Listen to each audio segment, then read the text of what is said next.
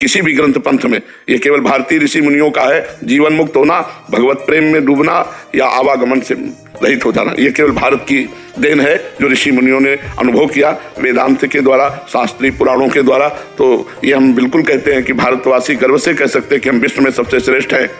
पर कब? जो अपने धर्म का पालन करें तब। विदेशी ये जो आचरण उतार रहे हैं इससे श्रेष्ठ नहीं होंगे।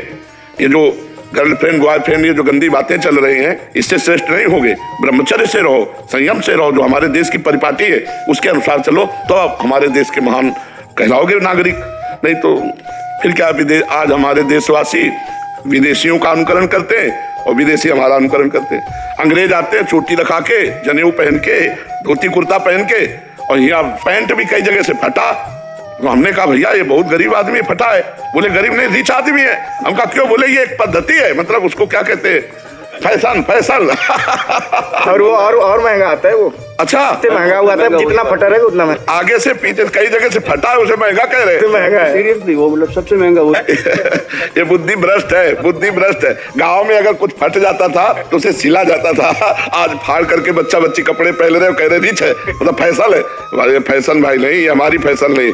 हमारी भारतीय फैशन तो देखो धोती कुर्ता पहना, ऐसे मतलब सात्विक वेशभूषा और पवित्र आचरण। अब देखो कैसे आचरण होते जा रहे हैं, बड़ा दुखद है। आगे जो समय आने वाला है बड़ा दुखद समय आने वाला है। देखो संत महात्माओं के बिना संयोग के बुद्धि शुद्ध नहीं होती, और संत महात्माओं को आजकल मार डाला जाता है। अगर गांव गली में पा गए तो कहते हैं बच्चा चोर, मार डालते। अच्छा, संत प्रवचन नहीं करेंगे, संत तुम्हारे घर नहीं जाएंगे, तुम्हारी बुद्धि कहां से शुद्ध होगी? सभी पाखंडी थोड़ी होती है। अगर नकली नोट है तो असली नोट भी उसका होता है, नहीं होता है? तो ऐसे संत महात्मा है। तो हमें लगता है अगर संतों का समागम ना किया जाए तो बुद्धि मत की रति गति भूति भलाई, जब जे जतन जहां जे पाई, सो जानो सत्संग प्रभाव, लोकों वेद ना अनुपाओ। इसलिए सत्संग सुनो और अपने आचरणों को सुधारो, जीवन परम मंगलमय बनाओ। ये शराब पीना, मांस खाना, व्यभिचार करना है तुम्हारी दुर्गति कर देगा। चाहे जितने करोड़पति हो, यही करोड़ रह जाएंगे और नरक में इतने डंडे बजेंगे कि वे करोड़ रुपया काम नहीं आएंगे।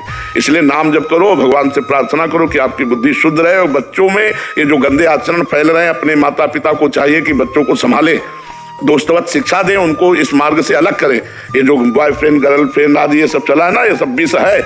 इससे बहुत पूरा जीवन बर्बाद हो जाएगा बच्चों का। इनको बच्चों को बचाओ, नहीं बहुत से बच्चे इन्हीं में ब्लैकमेल किए जाते हैं, फिर करते हैं।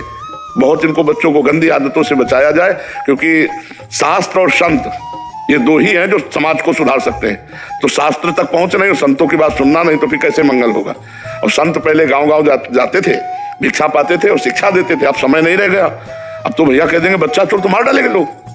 हम कह रहे हैं जैसे संशय है उनकी जांच करो 2-4 दिन, फिर छोड़ दो। मारने का अधिकार कहां से? ना कानून से है, ना भागवतिक है।